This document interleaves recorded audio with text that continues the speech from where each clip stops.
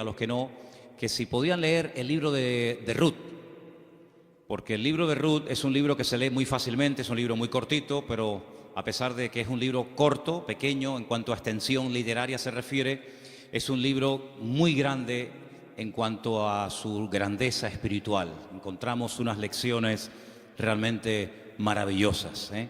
Así que en esta tarde vamos a disfrutar de la exposición de la palabra a través del libro de Ruth.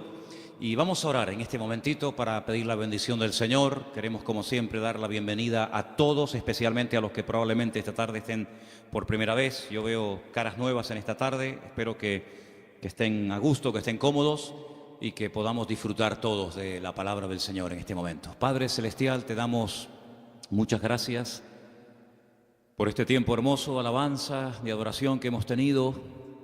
Gracias, Padre, por este lugar que tú nos has provisto para alabar y adorar tu nombre.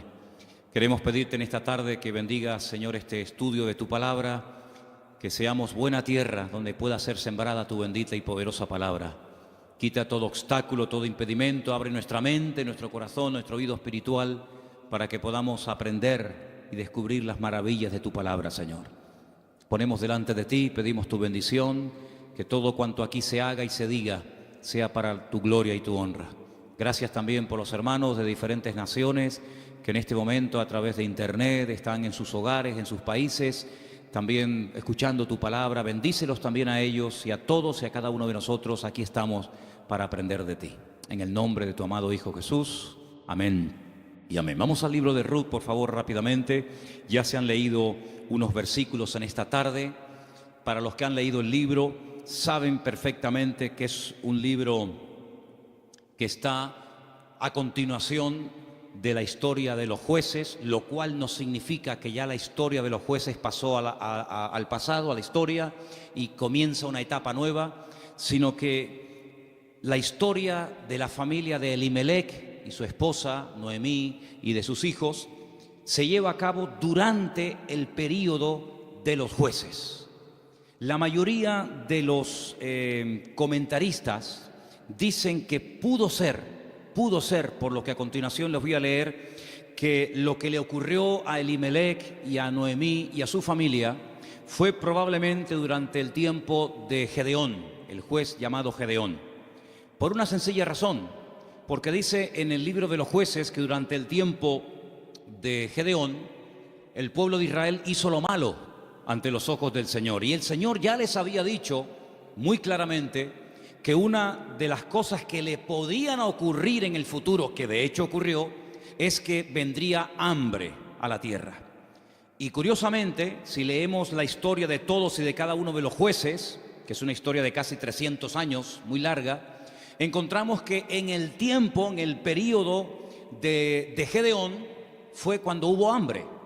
Dice que eran los madianitas, que subían de su país, subían de la parte donde ellos estaban, y dice que subían justamente en el tiempo de la cosecha y arrasaban con todo. Dejaban al pueblo muerto de hambre, el pueblo entró en una crisis económica, la gente tuvo que ir al monte a esconder en cuevas, y es cuando ellos claman al Señor y el Señor levanta a Gedeón. Así que ya nos hemos situado. La historia que vamos a contar esta tarde se llevó a cabo probablemente durante el tiempo del juez llamado Gedeón.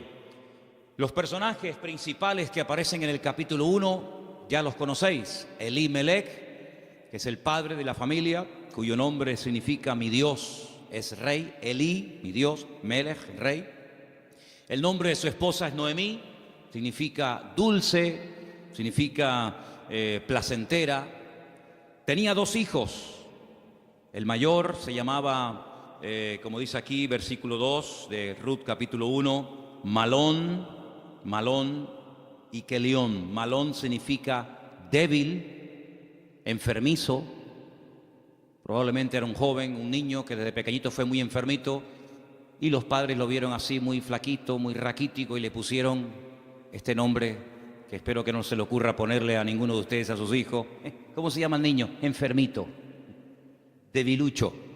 Y el otro no se queda atrás. El otro, Kelión, significa abatido o consumido. Dicho en términos modernos, el hecho polvo de la familia.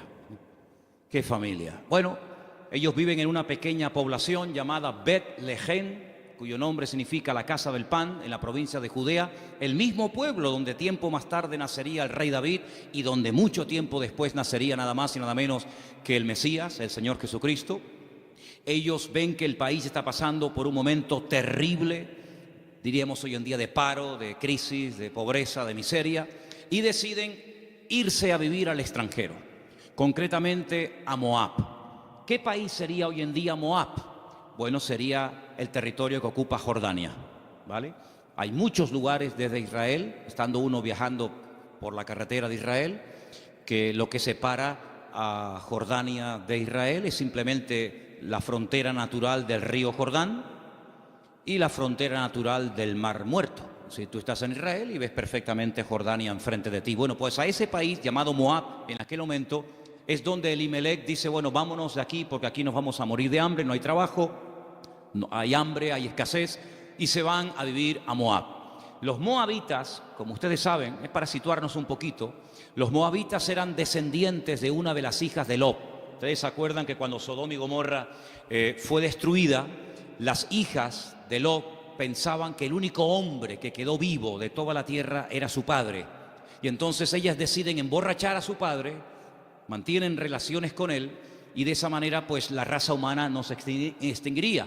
Y entonces una queda embarazada, la mayor, su hijo lo llama Moab, de ahí vienen todos los moabitas, todos los que son hoy en día de Jordania, y también los amonitas, la otra hija. Eran idólatras. El dios principal que se adoraba en Moab era Quemos, una idolatría terrible, y a ese lugar, simplemente porque hay trabajo y simplemente porque hay comida, sin importarle el ambiente espiritual donde va a meter a su familia, allí se va Elimelech, el aventurero, y claro, con el paso del tiempo, lo que pareció o empezó muy bonito, termina en una auténtica tragedia. La Biblia nos enseña que el padre muere, Elimelech muere, no sabemos de qué. Noemí quedó viuda, pero tenía 2 hijos y los hijos eran los responsables de cuidar de sus padres cuando estos eran mayores o quedaban viudos. Pero con tan mala suerte, dirían algunos, que sus 2 hijos, da a entender el texto que murieron los 2 en el mismo tiempo, el mayor y el menor. Los judíos entienden que esto fue una especie de castigo o de consecuencia de haber depositado su confianza en los campos de Moab en vez de en el Dios vivo.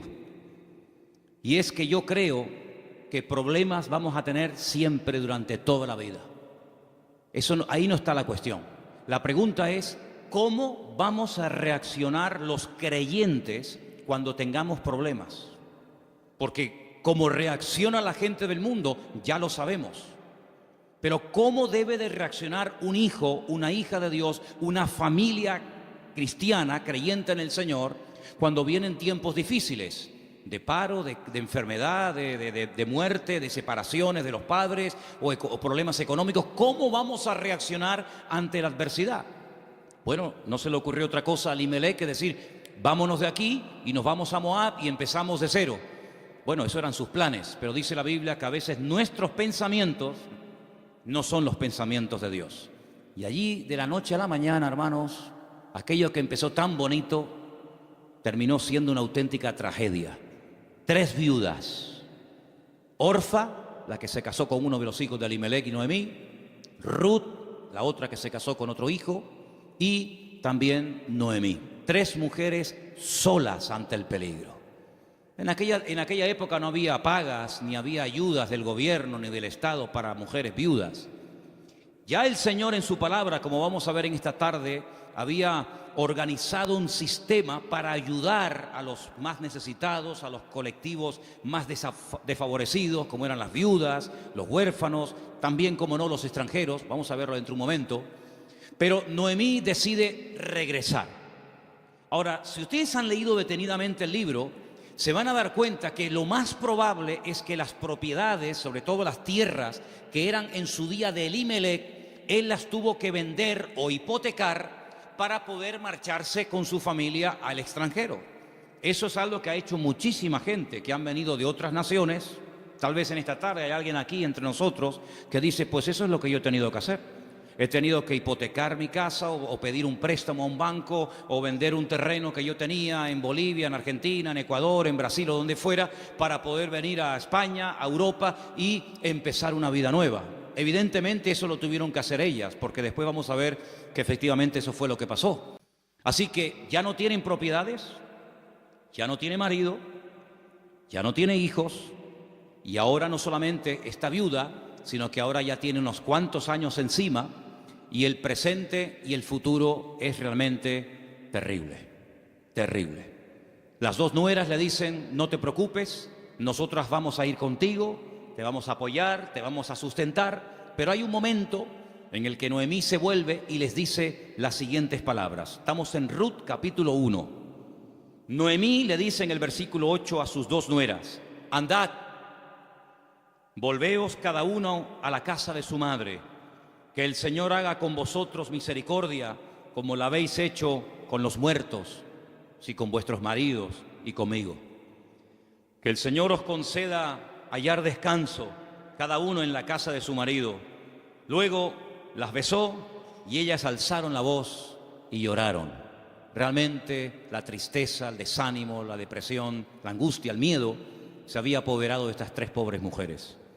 Y ellas le dijeron, versículo 10, ciertamente nosotras, fijaros tan plural, nosotras iremos contigo a tu pueblo. Verso 11, Noemí les respondió y les dijo, volveos, hijas mías, ¿para qué habéis de ir conmigo? ¿Tengo yo más hijos en el vientre que puedan ser vuestros maridos? Volveos, hijas mías, e idos, porque yo ya soy vieja para tener marido. Y aunque dijese, esperanza tengo, y esta noche estuviese con marido, y aún diese a luz hijos, ¿habíais vosotras de esperarlos hasta que fuesen grandes? ¿Habéis de quedaros sin casar por amor a ellos? No, hijas mías, que mayor amargura tengo yo que vosotras, pues la mano del Señor ha salido para mí. Ellas alzaron su voz otra vez, lloraron, y Orfa besó a su suegra, mas Ruth se quedó con ellas. Ay, amigo, ya se produce una ruptura. Ya no son las tres las que están como una piña. Al fin y al cabo las tres tienen un denominador común, son viudas, tan solas en la vida. Sino que ahora dice la Biblia que una de ellas, Orfa, cuyo nombre significa terca o testaruda, toma una decisión. Y entonces la decisión que toma es volver a la casa de su familia. Noemí le dijo, he aquí tu cuñada se ha vuelto a tu pueblo y a sus dioses, vuélvete tú tras ella. A mí me llama la atención que la Biblia destaca no solamente el hecho de que ella vuelve a su familia, lo cual en cierto sentido es lógico, ¿verdad? Y normal, sino que añade algo que es muy significativo. Dice, ella se ha vuelto a su casa, a la familia de sus padres y a sus dioses. Yo dije al principio en la introducción que en Moab no se adoraba al Dios de Abraham, de Isaac y de Jacob. No era el Dios vivo al que se adoraba. Eran idólatras. Adoraban como Dios principal a Quemos, seguramente a otros más, a Baal, a Astarot, y sabe Dios a quién más. Por lo tanto, cuando ella se va a la casa de su familia, vuelve otra vez a practicar y adorar los dioses que probablemente, no tenemos 100% de seguridad para asegurar esto, ella había dejado de adorar durante el tiempo que estuvo casada con uno de los hijos de Noemí. Ella vuelve otra vez atrás y vuelve otra vez, permítame la expresión, es una expresión bíblica, vuelve otra vez al vómito. Y a mí me hace recordar la historia de Orfa. No voy a hablar mucho de ella, pero sí quisiera destacar que, ¿saben a quién me recuerda Orfa? Cuando estaba preparando todo esto para el día de hoy compartir con ustedes, me venía a la cabeza el joven rico. ¿Os acordáis de la historia del joven rico? Un chico aparentemente que quería saber la verdad, que quería crecer, que quería respuestas a sus preguntas y a sus dudas. Y cuando el mismísimo Señor Jesucristo le dice, tú has hecho esto y esto y esto y esto, y está muy bien, pero yo observo, yo noto que a ti te hace falta una cosa en la vida. Y te voy a decir qué es lo que a ti te hace falta. Y se lo dice, y dice que se puso muy triste. y dio media vuelta y se marchó, y ahí acaba la historia del joven rico. A pesar de que el Señor le dijo algo tremendo, ven conmigo, pero él no estuvo dispuesto a pagar el precio. Viendo Noemí que una de sus nueras se ha vuelto atrás a sus dioses, a su antigua vida, le dice a la otra que le queda, a Ruth, versículo 15, he aquí tu cuñada se ha vuelto a su pueblo y a sus dioses, vuelve tú tras ella. Y ahora viene una de las declaraciones más hermosas de toda la Biblia.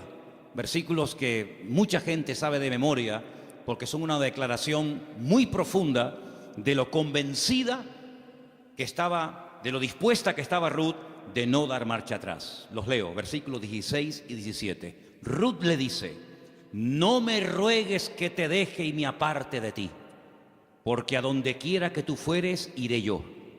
Donde quiera que vivieres, viviré. Tu pueblo será mi pueblo, y tu Dios será mi Dios. Donde tú murieres, moriré yo, y allí seré sepultada. Así me haga el Señor y aún me añada, que solo la muerte hará separación entre nosotras dos. ¿Cuántos dicen amén? Y allí se van estas dos mujeres. Claro, lógicamente Noemí es mucho más mayor que Ruth, pero allí emprende una aventura rumbo a lo desconocido. Se va Ruth a un país que no conoce, solamente de oídas, donde las costumbres, la religión, por decirlo de alguna manera, las leyes son completamente diferentes a la cultura, al país en el cual ella ha vivido durante toda su vida. Pero allí se va dispuesta a adorar al Dios de Noemí. Podríamos decir, en términos que nos podamos entender en esta tarde, que Ruth verdaderamente lo que decide es convertirse, no solamente ayudar y no dejar abandonada a su suegra, sino convertirse al Dios de su suegra y lógicamente también de su marido y en su momento de su suegro. Tu pueblo será mi pueblo, tu Dios será mi Dios. El Dios monoteísta, el Dios que no acepta que se adore a otros dioses aparte de Él, sino que, como dice en su palabra, al Señor tu Dios adorarás y a Él solo servirás. ¿Cuántos dicen amén? Allí se va Ruth rumbo a lo desconocido.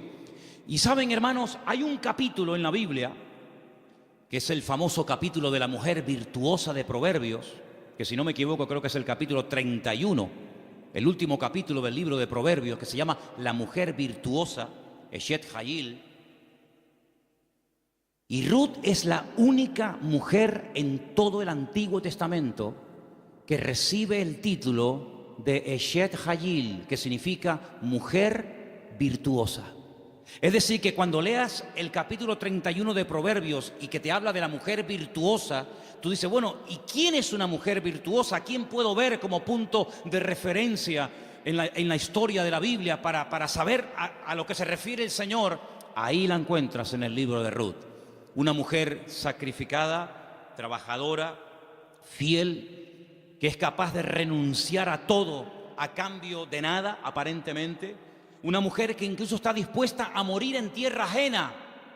Y fíjate que me llamó la atención que José, que estaba muriendo fuera de su tierra, estaba muriendo en Egipto, antes de morir dice que él dio orden de que, como él sabía y anticipa proféticamente la liberación de la esclavitud de Egipto, él da orden para que sus huesos se los lleven con ellos cuando salgan milagrosamente de Egipto. Y dice la Biblia que lo hicieron así, y durante 40 años, hermanos, los israelitas estuvieron dando vueltas y vueltas en el desierto cargando los huesos de José hasta que llegan a Canaán y logran darle una digna sepultura.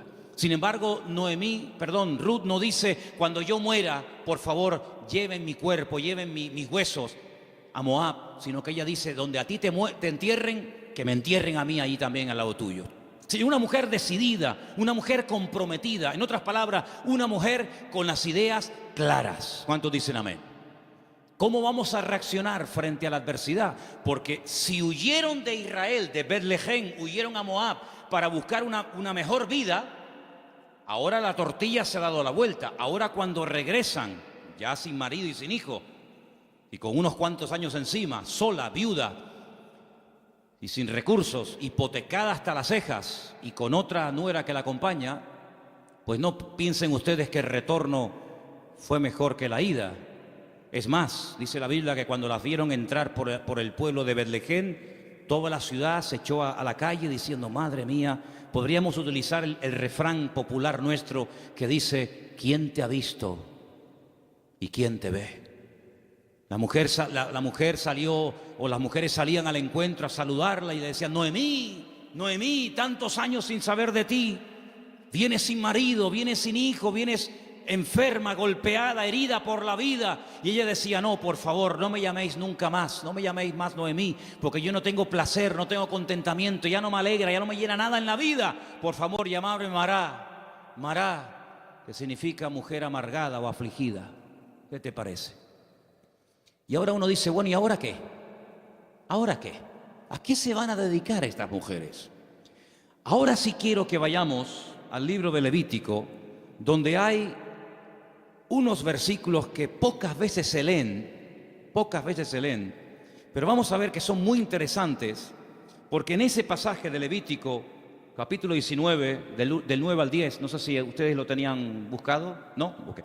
Capítulo 19 de Levítico, vamos a leer una ley que solamente existía en el pueblo de Israel en aquel tiempo, y es una ley tan extraordinaria, tan increíble, que fue lo que ayudó en cierto sentido a restaurar la vida de Ruth y de Noemí en aquel nuevo país para ella. Levítico capítulo 19, versículos 9 y 10, el Señor dice en su palabra: cuando ciegues la mies de tu tierra, no segarás hasta el último rincón de ella, ni espigarás tu tierra segada. No rebuscarás tu viña, ni recogerás el fruto caído de tu viña. Para el pobre y para el extranjero lo dejarás, dice el Señor. ¿Qué es lo que hacía la gente? Cuando iba a coger la cosecha, arrasaban con todo. Y si se caía un racimo de uvas, o se caía una espiga de trigo, o de cebada, o de lo que fuera, daban marcha atrás y lo recogían. Y si alguien se metía en aquel campo después del tiempo de la siega, estaba pelado, no había nada. Sin embargo, el Señor dice: ustedes van a ser diferentes. Esto es una ley donde el Señor muestra su amor y su compasión por el pobre, por el huérfano, por la viuda, por el extranjero, por el que no tiene prácticamente ningún recurso para buscarse la vida, como el caso de Ruth y de Noemí. Ustedes, cuando vayan a segar, no sean avariciosos, no quieran acapararlo todo. Oye, si se cae una espiga, déjala.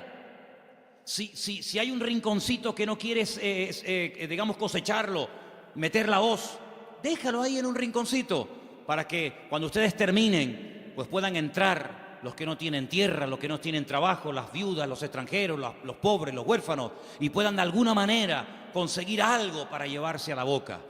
Y eso es lo que utiliza Ruth. Como ella sabe, evidentemente por los labios y por la influencia buena de Noemí sobre ella, le dice: vete a espigar, vete hoy a buscar la vida. Noemí, ¿a dónde va a ir la pobre? Si la pobre ya está vieja, está enferma, está cansada, está desanimada, pero allí se va Ruth. Y si ustedes han leído el libro, dice que se va antes de la salida del sol, y cuando llega la noche aún está espigando en el campo.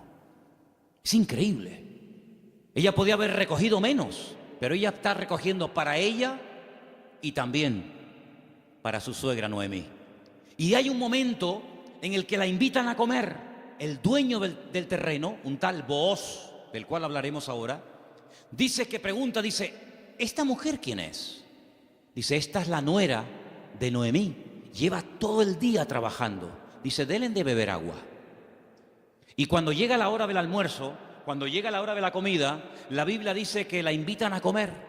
Y ella dice que comió hasta saciarse, pero hay un momento en el que le sobra comida, y en vez de tirarla a la basura, como la mayoría de la gente hace cuando le sobra comida, dice que ella la guarda.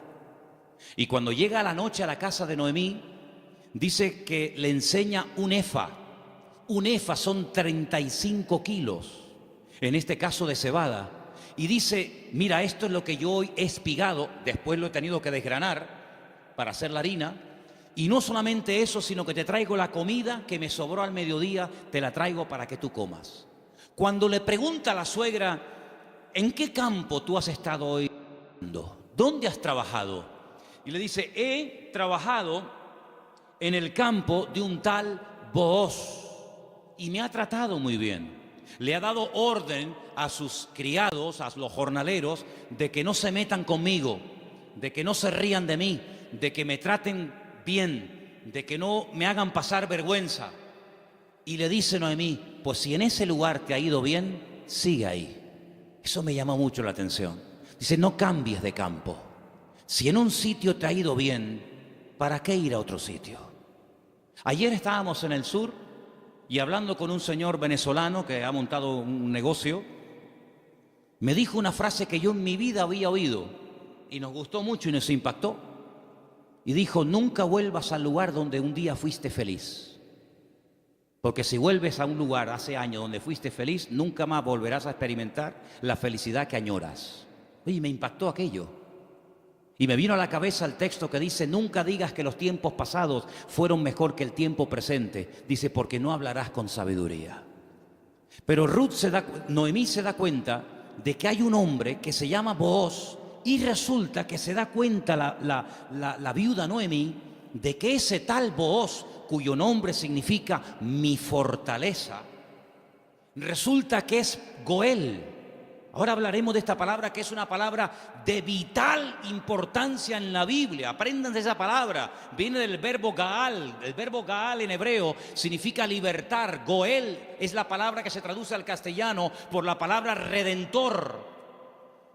Ahora vamos a ver lo importante que era la figura del Goel, porque en cierto sentido vamos a ver que Booz es un tipo de Cristo. Fíjense qué importancia tiene esto.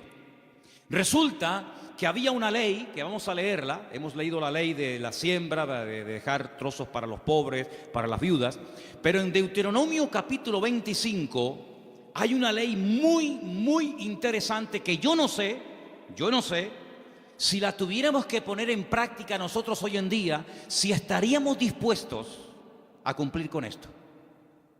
Yo no sé, pero es muy interesante, no sé si alguna vez la has escuchado. Dice así, Deuteronomio capítulo 25, del versículo 5 en adelante. Dice así la palabra, escucha. Cuando hermanos, varones, habitaren juntos y muriere uno de ellos, como el caso de Malón y Kelión, que eran hermanos que vivían juntos, si muere uno de ellos y no tuviere hijos, la mujer del muerto no se casará con hombre extraño. Su cuñado se llegará a ella y la tomará por mujer y hará con ella parentesco. Y el primogénito que ella diere a luz sucederá en el nombre de su hermano muerto, para que el nombre de éste no sea borrado de Israel. ¿Entendéis, no? Si el hombre no quisiere tomar a su cuñada, irá entonces su cuñada a la puerta, a los ancianos, y dirá, mi cuñado no quiere suscitar nombre en Israel a su hermano, y no quiere emparentar conmigo.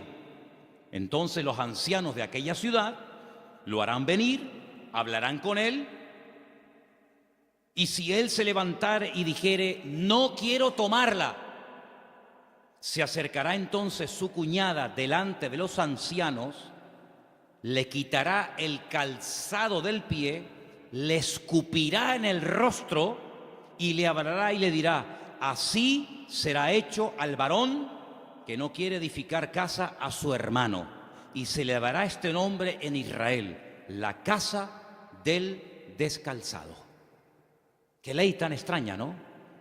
Dos hermanos y uno de ellos muere sin haber tenido hijos, y para que no se olvide o para que no se quede su nombre borrado en la historia, el hermano vivo, que es el Goel, el Redentor, tenía que casarse con la viuda, y el primer hijo que naciera de esa relación es como si fuera hijo del hermano difunto, para que de esa manera se perpetuara su nombre y para que de esa manera las herencias y las tierras no se diluyeran en el espacio y en el tiempo. Y esto es lo que le ocurre a Ruth. Ruth resulta que se casó con un judío, con un hombre de Belén de Judea, pero ella no tuvo hijos con él.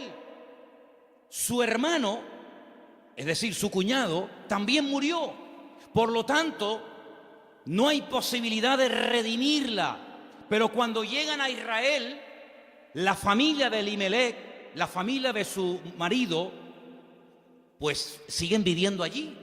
Y hay un pariente cercano al cual Booz le dice: oye, a ti te corresponde el derecho de casarte con Ruth.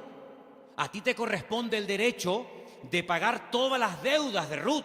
A ti te corresponde recuperar el patrimonio y las tierras que en su tiempo tuvieron que venderse para que esta familia tuviera que irse al extranjero. Es decir, te haces cargo de la tierra, te haces cargo de las deudas y te haces cargo de la viuda. Y este dice: de eso nada, de eso nada. Pagar yo deudas que no son mías y casarme yo con una mujer que a mí ni me va ni me viene.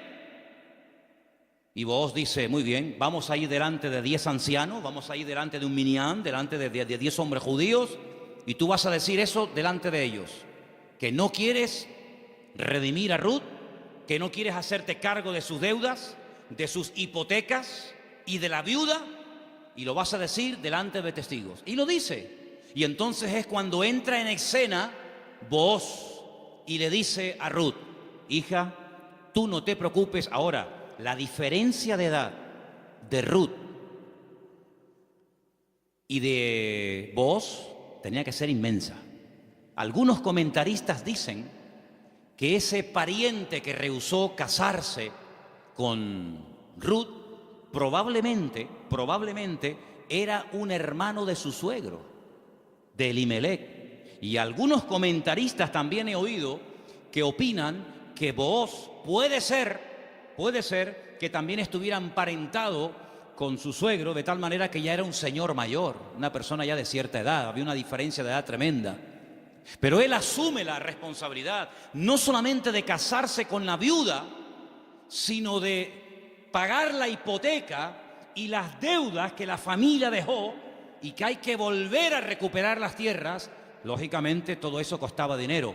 Solamente había dos posibilidades de que en Israel una persona que se desprendiera de patrimonio pudiera volver a recuperarlo. Solamente había dos formas. Una, que llegara el año de jubileo. ¿El año de jubileo qué era? Era una celebración, una fiesta que se llevaba a cabo cada 50 años. A los 50 años las deudas quedaban anuladas. De ahí viene una parte del famoso Padre Nuestro. Padre nuestro, perdona nuestras deudas como nosotros también perdonamos a nuestros deudores. Está inspirado un poco en el año de jubileo. Los que eran esclavos se les daba la libertad. Si alguno no quisiera, había todo un proceso para poder volver a retenerlo. Y si alguien había tenido que vender por cuestiones económicas, por necesidad, una propiedad, un terreno, cuando llegaba el año de jubileo, repito, cada 50 años, bueno, todo volvía otra vez a sus dueños originales. ¿Para qué esta ley? Para recordarle al pueblo de Israel que la usura, el querer cada vez tener más y más y más y más y más, a cambio de las desgracias ajenas, eso no se podía dar en el pueblo de Israel. Cada 50 años se empezaba de cero. Nadie le debe nada a nadie. Los ricos no iban a ser cada vez más ricos y los pobres cada vez iban a ser más pobres. De esa manera era una ley justa, una ley donde se le daba oportunidad al que se había endeudado y jamás iba a poder pagar las deudas. Fíjate qué terrible la ley de los desahucios en España. 600.000 familias, 600.000 familias, multiplica por 3 o 4 miembros cada familia, estamos hablando ya millones de personas, tuvieron que dejar la casa que no podían pagar.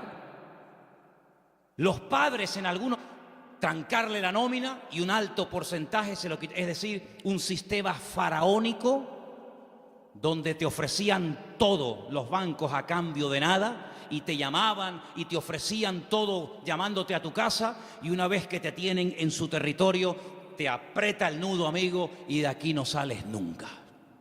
El sistema del faraón en los tiempos modernos. En vez de faraón, llámalo como quieras. Sin embargo, Dios en su palabra jamás iba a permitir que su pueblo cada vez fuera de mal en peor, endeudándose de tal manera que al final era imposible hacer frente a semejantes deudas. Y una cosa también muy importante, aunque no es el tema a tratar, entre hermanos no se podían dar préstamos con intereses.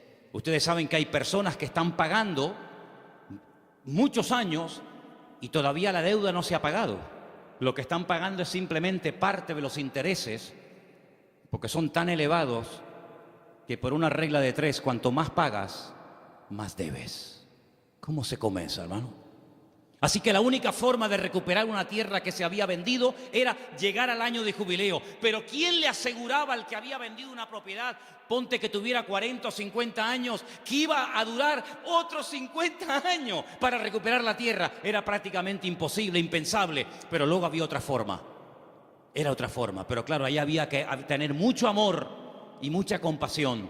Y era decir, no es mi deuda, entre comillas, no es mi problema, pero yo voy a redimirte, yo voy a ser tu Goel, yo voy a asumir cuánto debes. Pues mira, tuve que vender la casa, tuve que hipotecarla, tuve que vender el terreno, tuve que hipotecar los animales. En algunos casos tuve que vender a mis hijos como esclavos a trabajar a jornal durante un tiempo. Yo me hago cargo de todas tus deudas y encima me caso contigo, levantamos descendencia y empezamos una vida nueva. ¿Cuántos dicen amén? Bueno, hermano, eso fue lo que hizo el Señor Jesucristo por todos y cada uno de nosotros, ¿sí o no? Cuando vinimos al Señor, la inmensa mayoría de los que estamos aquí y muchos de nosotros, ¿cómo vinimos al Señor? ¿En nuestro mejor momento? Yo pienso que la mayoría de los que nos hemos convertido al Señor, cuando vinimos a los pies de Cristo, vinimos en nuestro peor momento. Algunos desanimados, otros enfermos, otros enganchados, otros esclavos de no sé qué y de no sé cuánto. Pero el Señor Jesucristo dijo, a ver, ustedes tienen una deuda tremenda. Y una deuda no con un banco, no con una financiera. Ustedes tienen una deuda conmigo. Y es una deuda que no se puede pagar con trabajo, ni con dinero, ni con lágrimas, ni con sudor. Es una deuda que solamente se puede pagar con sangre. Pero no cualquier sangre, sino con la sangre preciosa de Jesucristo. Y vuestra miseria, vuestra hipoteca, vuestra crisis material y espiritual, yo me hago cargo de ella.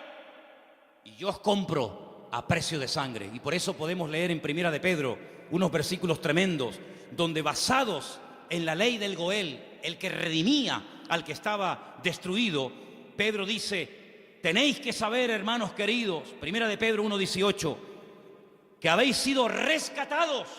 Eso fue lo que hizo Booz por Ruth, rescatarla, redimirla.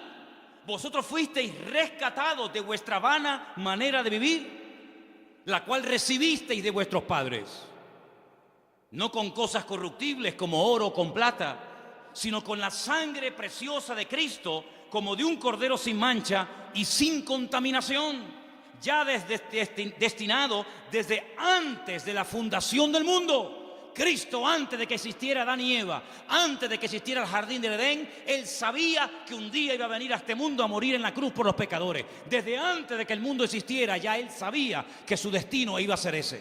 Desde antes de la fundación del mundo, pero manifestado en los postreros tiempos por amor de vosotros. Y mediante Él, ¿cuál creéis en Dios? Quien le resucitó de los muertos y le ha dado gloria, para que vuestra fe y esperanza sean en Dios. ¿Cuántos dicen amén? Este Booz es un hombre tremendo.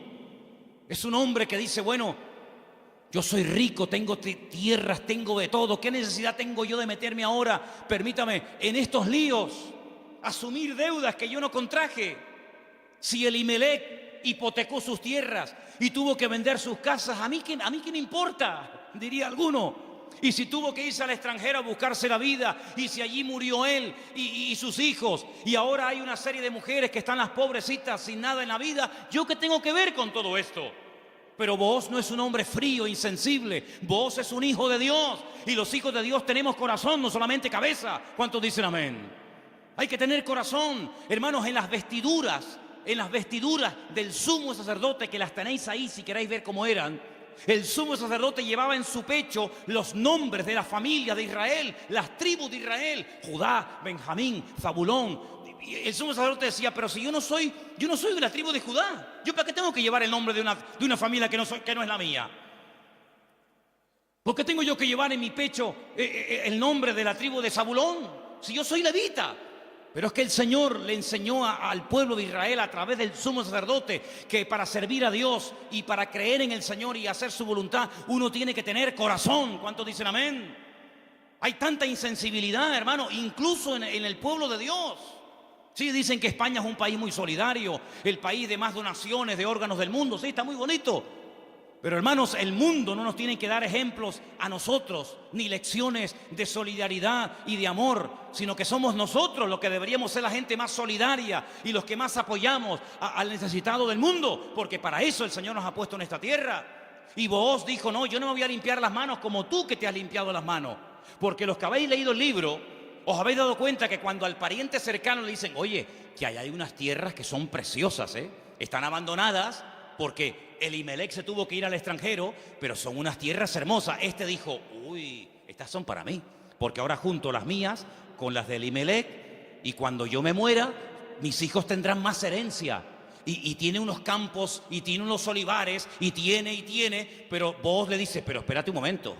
No solamente hay que recuperar tierras y propiedades, sino que aquí hay algo muy importante, y es que aquí hay una vida. Aquí no solamente hablamos de cosas, aquí hablamos de seres humanos.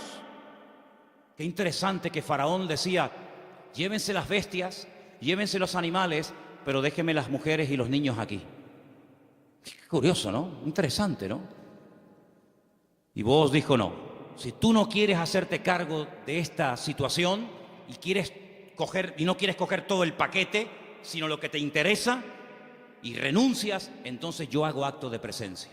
Y ahí entra Booz en escena, y dice la Biblia que se casan, y desde el momento en el que Ruth entra en contacto con Booz, su vida cambió radicalmente. Pero yo pregunto: ¿y este hombre tan bueno, tan solidario, con un corazón de oro, que sin comérselo ni bebérselo se encuentra de la noche a la mañana teniendo que asumir una responsabilidad tremenda de atender a una viuda, con lo que eso conlleva, de atender también a una suegra que no era la suya, pero que viene en el paquete también incluida, de tierras, de hipoteca? Este pedazo de hombre, ¿de dónde salió? Algunas hermanas solteras que están orando para tener un compañero, un varón en la vida, dice: pero Señor, súpleme un Booz. ¿Dónde están esos hombres?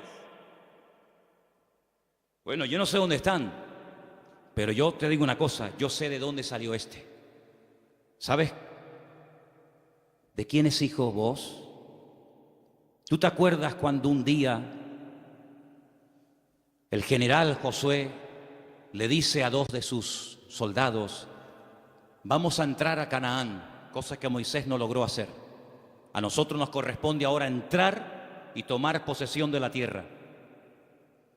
Pero antes de entrar, vamos a hacer algo. Voy a mandar a 2 espías, no exploradores como los que mandó Moisés, que fueron unos inútiles, sino 2 espías, 2 hombres que entren secretamente, y cuando vengan nos digan qué estrategia tenemos que emplear para atacar este pedazo de ciudad con doble muro, cerrada, imposible de conquistar. Y ahí se van estos 2 hombres. Y van y se quedan en una casa de prostitución. Y algunos dirán: ¿y cómo 2 hombres del pueblo de Israel se van a semejante lugar? Bueno, no es que fueron a pecar, sino que era el lugar donde 2 extranjeros pasarían desapercibidos perfectamente, porque por allí entraban y salían muchos. Y allí contactaron con la dueña de aquel negocio, por llamarlo de alguna manera, y la dueña una noche en una habitación les dice: yo sé quiénes son ustedes, yo sé de qué país sois, yo sé que vosotros sois israelitas, y yo he oído lo que vuestro Dios ha hecho por vosotros. Yo he oído que ustedes salieron de un país llamado Egipto y cuando llegaron a la frontera natural del Mar Rojo, que no podían avanzar y el faraón venía detrás, ustedes clamaron al Señor y el Señor les abrió el Mar Rojo y ustedes pasaron por en medio de él. Y cuando el faraón intentó meterse, el Señor cerró las aguas y murieron los ejércitos del faraón. Y ustedes entraron por el desierto y hemos oído lo que el Señor ha hecho por vosotros y por eso la ciudad está muerta de miedo y ha desfallecido nuestro corazón. Yo suplico, yo ruego por amor de vuestro Dios que cuando entréis y toméis posesión de la tierra, porque sabemos, y dice así, sabemos que Jericó va a ser tomada y conquistada por vosotros, que tengáis misericordia de mí y de mi familia. Y estos hombres se quedan sorprendidos porque esta mujer está contando las noticias de hace 40 años. ¿Tú te acuerdas de lo que leíste en el periódico hace 40 años? Bueno, algunos dirán, pero si yo no tengo más que 25. ¿Pero alguien se acuerda aquí de lo que leyó en un periódico hace 40 años? Ella lo tenía fresco en su mente. Vienen a por nosotros, nuestros días están contados. Esta tierra no nos pertenece. Vienen los hijos de Dios, viene el Dios de Abraham, de Isaac y de Jacob. Tengo que tomar medidas preventivas. Tengo que salvar mi vida y la de mi familia. Y los espías le dicen, vamos a hacer algo. Si tú no te chivas, si tú no dices que hemos estado aquí, si tú no vas ahora con el cuento al capitán de la guardia o al rey de Jericó, sino que tú mantienes el secreto. Y el día que nosotros entremos en la ciudad, tú estás dentro de la casa con toda la familia que quiere ser salva. Nosotros te protegeremos a ti y a toda tu familia. Y como va a ser esto algo tremendo, porque aquí va a haber una conmoción, un terremoto, esto va a ser un cataclismo terrible, y una ciudad tan enorme, para saber diferenciarla de tantas casas, coge este trapo de color rojo, lo amarras ahí por fuera de la ventana. Yo le diré a los soldados cuando entren a tomar posesión de Jericó, que donde hay un trapo rojo colgado ahí en la ventana, ahí no entren, que esa es la casa de Rahab la ramera. Y dice la Biblia que ella vivía entre un trozo del muro y el otro, entre muro y muro. Toda la ciudad cayó. No cayeron los muros de Jericó, hermanos, ¿sí o no? Cayeron los muros de Jericó, pero la casa de Rahab no cayó. Pero no estaba en el muro. Pero el que confía en el Señor verá cómo caen a su lado 1000 y 10.000 a su día. Mas a ti no llegará, dice la Biblia. Toda la ciudad cayó, hermano, como añicos. Pero la casa de Rahab se quedó ahí. Y ella se va a vivir con su familia al pueblo de Israel. Y se casa, dice la tradición, con uno de aquellos espías que se llamaba Salmón. No es que se casó con un pescado. Se casó con un señor que se llamaba Salmón. Y queda embarazada. Y cuando da luz, nace nada más y nada menos que un hijo que le pusieron Booz. Ay, amigo, así que Booz era el hijo de Rahab, la de Jericó. Sí, amigo. ¿Qué te parece?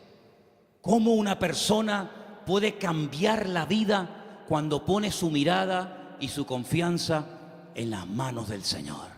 De ser una mujer como era en Jericó, a lo que llegó a ser cuando lees el árbol genealógico, los antepasados de Cristo, en Mateo capítulo 1, te encuentras que en el árbol genealógico de nuestro Señor Jesucristo aparece nada más y nada menos que Rahab, aquella mujer salvada milagrosamente de la destrucción de la ciudad de Jericó.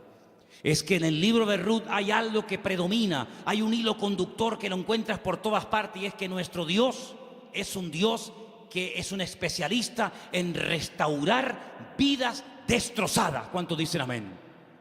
No solamente es un Dios que echa fuera demonios y un Señor que levanta al caído y un Dios que sana a los enfermos y que salva a los pecadores, sino que es un Dios que le encanta restaurar vidas destrozadas, y cuanto más difícil, mejor lo hace. ¿Cuántos dicen amén? Dile al que está a tu lado, nuestro Dios es un Dios que restaura las vidas. Aleluya. Nuestro Dios restaura las vidas. Aleluya. Vos, el Goel, el Redentor, asume sus responsabilidades, sabe que el primer hijo va a ser considerado no como suyo, sino como hijo del difunto, del marido de Ruth, pero no le importa, porque él no se quiere llevar la gloria en ningún momento, sino que él quiere hacer la voluntad del Señor. aunque el precio a pagar sea ese. Y por querer preservar el nombre, la memoria, el recuerdo del primer marido de Ruth, este hombre pasa a la historia por ser un gran hombre de Dios. ¿Te das cuenta? Lo que uno siembra es lo que uno cosecha. ¿Cuántos dicen amén?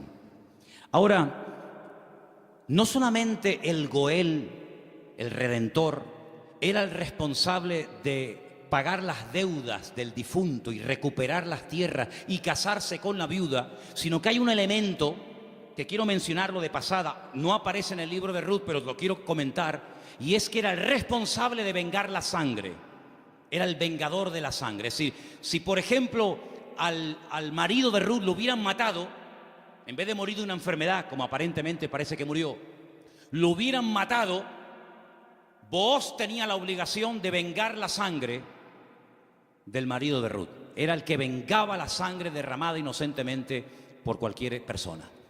Pero eso no lo quiero tocar, pero también entra dentro de la responsabilidad del Goel. Ahora, hay 3 versículos que vamos a leer en esta tarde que son muy bonitos y muy interesantes, y por favor presten atención. Salmo 119, 154. Defiende mi causa y redímeme, vivifícame con tu palabra. Vuélvelo a leer otra vez, por favor. Defiende mi causa y redímeme, vivifícame con tu palabra. La figura del Redentor, la figura del Goel, estaba tan impregnada en la cultura judía, en la cultura bíblica, que los salmistas, los que escriben salmos y otras porciones de la Biblia, conociendo la importancia de este personaje tan trascendental para poder restaurar vidas destruidas, se inspiran en esa figura, y entonces el salmista, que seguramente es el autor del Salmo 119, el rey David, dice: redímeme, sé tú mi Goel. Fíjate qué importante era la figura del Goel en aquellos tiempos. Proverbios 23:11, por favor.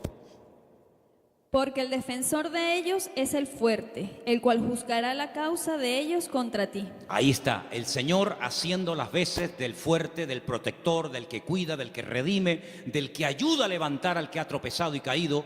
Realmente es algo realmente extraordinario. Y el último texto, Isaías 41:14.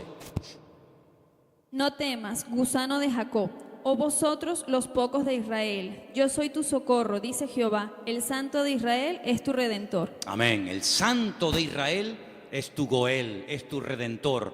Él es el que se va a encargar. Ahora, hermano, déjeme que les diga algo. El Goel, el Redentor, ¿de qué se hacía cargo? ¿Solamente de la viuda? ¿Solamente de las deudas? Se hacía cargo de todo. El primero renunció porque quería parte de la tierra, pero no quería asumir la responsabilidad de casarse con la viuda. Booz dice: no, todo o nada. Las deudas, las hipotecas, lo que se perdió, y también de la viuda. Y hermanos, el Señor Jesucristo, cuando ha venido a nuestra vida, ¿de qué se ha hecho cargo? ¿De perdonar solamente nuestros pecados? Bueno, gloria a Dios, si solamente hubiera hecho eso el Señor, perdonar nuestros pecados y prometernos la vida eterna, bueno, gloria a Dios. Pero que hay mucho más que eso. Es que con la salvación, con la conversión, no solamente va incluido el perdón de mis pecados, sino la protección física y espiritual de mi vida. Y Él ha prometido suplir todas mis necesidades. ¿Por qué? Porque es mi Redentor, porque es mi Goel. ¿Quién iba ahora a darle comida y vestido y atender y cuidar y mimar y amar a Ruth? Pues tú, que para eso te has casado con ella, el Goel, el Redentor. Bueno, pues eso es lo que el Señor ha hecho con nosotros. En ciertos sentidos, como que se ha casado Dios con su pueblo. A su pueblo le llama su cuerpo. Ese cuerpo tiene una cabeza que es Cristo, y Él es el que se encarga de todos y de cada uno de los detalles de nuestra vida. Entonces, yo no entiendo cuando hay creyentes que tienen una fe muy grande para una cosa y luego para otro dudan. Pero que el Señor se ha hecho cargo y ha comprado todo. Tus deudas, tus enfermedades, tus desánimos, tus miedos, tus angustias, tus complejos, tu pecado, todo lo ha comprado el Señor. Y Él va a hacer una obra total y completa en la vida de todos y de cada uno de nosotros. ¿Cuántos dicen amén? Hermanos, en el capítulo 3 del libro de Ruth, en el versículo 1, me llamó la atención leyendo. Yo estuve leyendo en hebreo todo el libro, y hay palabras que aparecen que son muy, muy interesantes. Pero hay una que particularmente me llamó la atención. En el versículo 1 dice: después le dijo su suegra Noemí: hija mía, ¿no te he de buscar hogar para ti, para que te vaya bien? Es decir, Noemí dice: yo voy a hacer todo lo posible para que tú a mi lado tengas algún día tu propio hogar. Y busqué la palabra hogar en hebreo, y la palabra que aparece en el versículo 1 aquí traducida por hogar es la palabra Manoaj. Y cuando yo veo en el texto que pone Manoaj, le digo a Elena: Elena, ¿no hay un personaje en la Biblia que se llama Manoaj? Y me dice: sí. ¿Quién era Manoaj? Sí, señor. Muy bien, hermano. Era el padre de Sansón, Manoaj. Y digo, voy a buscar lo que significa Manoaj. Y resulta de que me encuentro que la palabra hogar, Manoaj, se puede traducir por descanso, tranquilidad, reposo, quietud y otros tantos sinónimos. Y me pongo a buscar versículos en la Biblia, solamente vamos a leer 2. Me pongo a buscar versículos en la Biblia donde aparece la palabra Manoaj y me quedé sorprendido, porque una de las primeras veces que aparece la palabra Manoaj, traducida aquí en el texto castellano-español por la palabra hogar, es en Génesis 8:9, y os vais a quedar sorprendidos porque tiene que ver con un pájaro, tiene que ver con un animal. ¿Lo tenéis? Génesis capítulo 8, versículo 9, y dice así. ¿Lo tienen, chicas? ¿Sí? Vamos. Y no halló la paloma donde sentar la planta de su pie, y volvió a él al arca, porque las aguas estaban aún sobre la faz de la tierra. Entonces él extendió su mano y tomándola, la hizo entrar consigo en el arca. Noé no podía consultar el parte meteorológico, no tenía ordenador dentro del arca, no tenía WhatsApp y decir: oye, por ahí donde tú vives. Bueno, es que no podía decir eso, porque es que no había nadie con vida fuera del arca. ¿Y cómo consulto? ¿Cómo me atrevo yo a abrir la puerta del arca y si se me entra el agua adentro? Llevaba un año dentro de aquel barco. ¿Salgo o no salgo? Es que antes de salir hay que tomar medidas preventivas. No te tires a la piscina si no hay agua. No, hermano, eso es fe. No, eso es locura. Eso no es fe. Usted va a la piscina y está vacía. Pues, hermano, el justo por la fe vivirá. Y yo le diría: descanse en paz, hermano. ¡Pum! Ahí se quedó el hermano. Uy, le falló la fe. No, le falló la cabeza. Eso no es fe. Eso es un disparate. La fe no es locura. La fe es certeza, es convicción. No es disparate, ni locura, ni emoción, ni sentimiento. Es seguridad de que lo que voy a hacer, mi Dios me ha dicho que lo haga. Ahora, una cosa es que el Señor me diga: tírate a la piscina, pero no hay agua. Si tú me lo dices, yo me tiro. Pero si tú no me lo dices, yo no me tiro ni loco. ¿Cuántos dicen amén? Muy bien. Noé dice: la única forma de comprobar es mandando una paloma. Y dice que abrió la ventana, la única ventana que había en el arca, suelta la paloma, y dice que la paloma no halló lugar donde reposar. Claro, estaba todo anegado en agua, todavía no había bajado el nivel de las aguas, y ahí aparece la palabra Manoaj. No había reposo, no había un lugar donde poder decir: bueno, aquí me quedo, y aquí crío mis polluelos, y aquí me hago mi palomar, y no sé qué, no sé cuánto. No había. ¿Por qué? Porque las circunstancias todavía no estaban preparadas para salir del arca. Y otro versículo muy conocido, que ustedes se lo saben de memoria, donde aparece la palabra Manoaj, es en el Salmo 23, versículo 2. Leamos, si queréis, el 1 y el 2. Salmo 23, 1 y 2. Que se lo saben de memoria, ¿sí o no? Que dice... ¿Vamos? Dale. Jehová es mi pastor, nada me faltará. En lugares de delicados pastos me hará descansar. Junto a aguas de reposo me pastoreará. Junto a aguas de reposo, allí donde hay calma, donde hay quietud, allí me pastoreará el Señor. Una de las características del Señor es que lo que hace el Señor trae al corazón reposo, tranquilidad, paz. ¿Cuántos dicen amén? Donde hay paz, está el Señor. Donde no hay paz, dudo mucho de que el Señor esté. El apóstol Pablo le decía a los corintios: lo que yo les he enseñado es para poner orden en la iglesia, porque esto me lo dijo el Señor que compartiera. Porque en nuestras iglesias lo que caracteriza a nuestras congregaciones es el orden. Pero si alguien quiere ser contencioso, allá él. Por lo tanto, hermanos, lo que Noemí le está diciendo a su nuera Ruth es que el anhelo de su corazón es que Ruth logre tener algún día un reposo, que logre tener un sitio de tranquilidad donde sea feliz. Y por eso se traduce por la palabra hogar. Y yo pregunto una cosa: ¿y tu hogar cómo está esta noche? ¿Tu hogar es un lugar de reposo? ¿Tu hogar es un lugar de calma y de quietud y de paz? Porque si no lo es, la culpa no la tiene Pedro Sánchez, que dimitió ayer.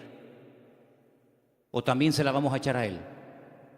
La culpa no es de la izquierda ni de la derecha. Cuando no hay shalom bay, como dicen los judíos, cuando no hay paz en el hogar, ¿quién tiene la culpa? La cabeza. Así que la responsabilidad principal del hombre en el hogar es traer paz al hogar. Y si no la hay, ya sabes lo que tienes que hacer. Entra en tu aposento y tu Padre que te ve en lo secreto te recompensará en público. Si no tienes recompensa en público, es porque hace mucho tiempo que no estás en lo secreto, en lo escondido con Dios. ¿Cómo reaccionamos ante la adversidad? Es el título del mensaje de hoy. ¿Cómo reaccionamos cuando algo va mal? Siempre tenemos la tendencia de echarle la culpa a algo o a alguien. Si no es el pastor, es la mujer del pastor. Si no es la derecha, es la izquierda. Si no es el frío, es el calor. Si no es el que se fue, es el que se quedó. Siempre buscamos un chivo expiatorio al que echarle la culpa.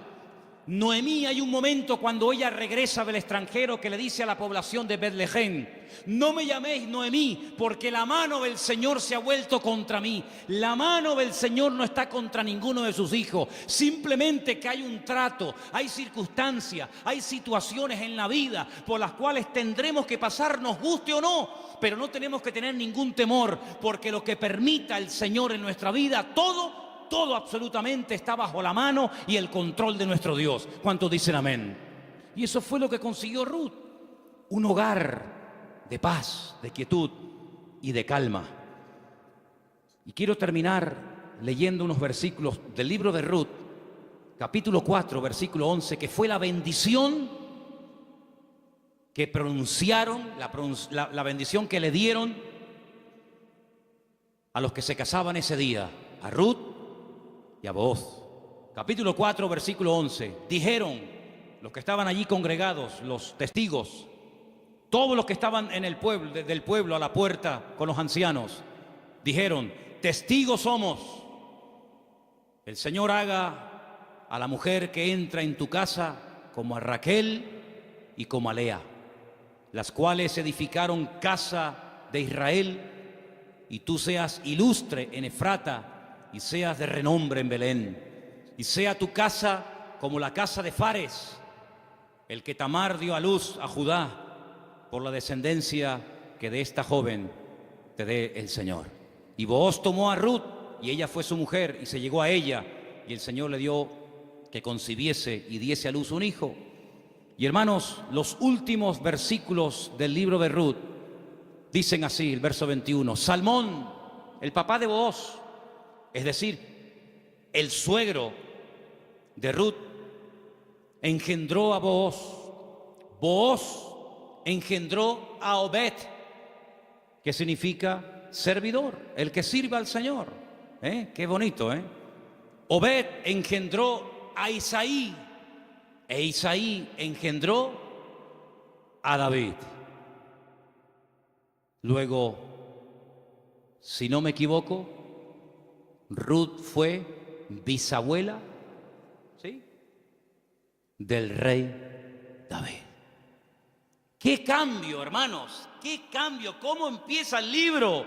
Una familia destruida, una familia que no sabe a dónde disparar, que no sabe a dónde irse. Miseria, hambre, he tenido que hipotecar la casa, he tenido que vender los terrenos, sin nada. a la aventura, nos vamos a Moab.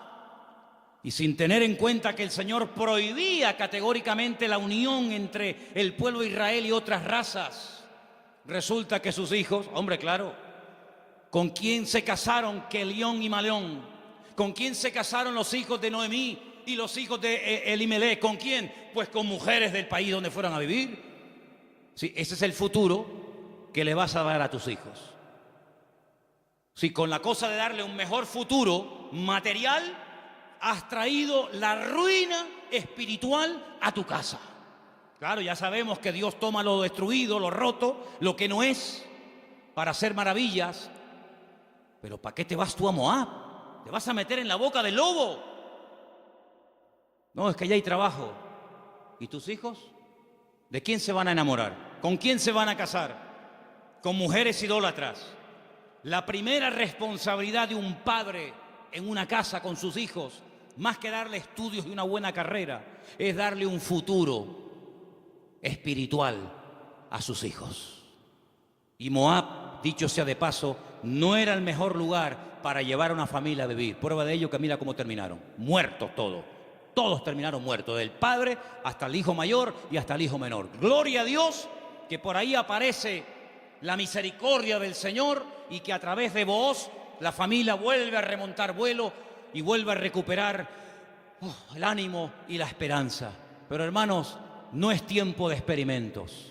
No es tiempo de será por aquí, será por allá, será esto. Vamos a descubrir los principios establecidos por el Señor en su palabra. La vida de un cristiano no es un laboratorio donde hacemos experimentos. Será esta, será aquella, será fulano, será mengano. Vamos a orar seriamente al Señor. Encomienda al Señor tu camino. Confía en Él y Él hará. Aleluya. Y no te impacientes por motivo del que prospera en su camino, porque pronto serán cortados y como la hierba verde se secarán, dice la palabra. En otras palabras, aprendamos a esperar en Dios.